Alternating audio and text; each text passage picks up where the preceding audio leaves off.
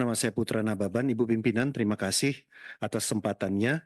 Pertama, tadi Bang Rano Karno sudah menyampaikan pandangan dari Poksi PD Perjuangan, fraksi PD Perjuangan, tapi bukan berarti kita tidak memberikan catatan terhadap proses naturalisasi yang memang Komisi 10 DPR itu berkali-kali sudah melakukannya.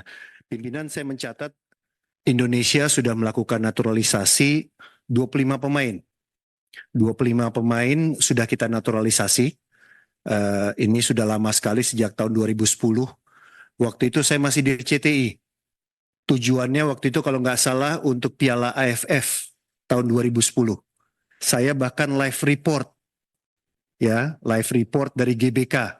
Waktu itu kalau nggak salah masih Kim sama Irfan ya live dari sana. Saya ingat banget itu penuh ya GBK di Piala AFF, dan itu sangat membanggakan sekali pertandingan itu.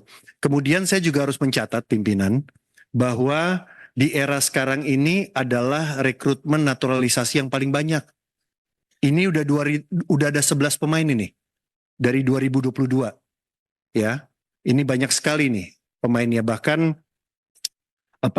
kalau kita lihat timnas kita ini kalau lagi bertanding gitu ya di lapangan, itu isinya lebih banyak pemain naturalisasinya ketimbang pemain nasional, gitu ya. Saya harus mengatakan pemain nasional, saya nggak mau bilang lokal, tapi lebih ketimbang pemain nasional. Nah, hal-hal seperti ini yang kalau menurut saya, karena mitra kita adalah pemerintah, ya, ini harus menjadi perhatian dari pemerintah. Bagaimana kalau tadi teman-teman menyampaikan tetap menjadi fokus terhadap pembibitan pemain muda kita, ya, bibit-bibit unggul kita. Kalau tadi Pak Andi, Puang Andi menyampaikan catatan yang sangat kritis, kalau memang asalnya pemain kita itu adalah dari daerah timur, mungkin kita harus rekrut lebih awal lagi, ya, lebih awal lagi, lebih bibit lagi. Saya sudah pernah ke waktu liputan dulu pernah saya ke Portugal, saya langsung ke tempatnya Ronaldo, ya, tempat dia pertama dibibit dulu ya, begitu muda sekali, ya, bagaimana dia sangat krempeng, kurus. Ya, saya lihat foto-fotonya waktu dia muda, tapi dia dibibit di Portugal sampai kemudian menjadi seorang pemain yang begitu luar biasa. Nah, hal-hal seperti ini kalau menurut saya sejalan dengan naturalisasi. Ini saya lebih senang kalau bicara dengan mitra saya ya. Naturalisasi ini ya. Ini betul-betul kepercayaan publik, kepercayaan masyarakat itu terhadap masa depan generasi muda pemain nasional Indonesia ini harus diimbangi. Mas Menpora dan seluruh jajarannya harus diimbangi. Ya, bahkan dalam catatan saya ini Bu Pimpinan, ya, kalau bisa komposisi pemain di lapangan itu Pak Sekjen PSSI kalau bisa 60% lah pemain nasional. Ya, jangan semuanya diisi oleh pemain naturalisasi. Ini kalau ke DPR ini masalah politik ini. Ya, kalau ke DPR ini bukan urusan olahraga. Olahraga itu olahraga politik juga. Politik olahraga. Jadi harus ada kepercayaan. Kalau bicara olahraga pure, murni, ya silakan di PSSI. Tapi kalau udah bicara di DPR Komisi 10, tentunya kami juga harus mempertimbangkan ya masalah politik, dan juga harus dipertimbangkan juga kepercayaan publik. Ya, tadi kan mayoritas dari teman-teman anggota Dewan di sini menyampaikan terkait dengan hal itu. Saya meminta kalau bisa 60% dari mereka yang bermain, gitu ya. Itu kalau bisa ya pemain nasional.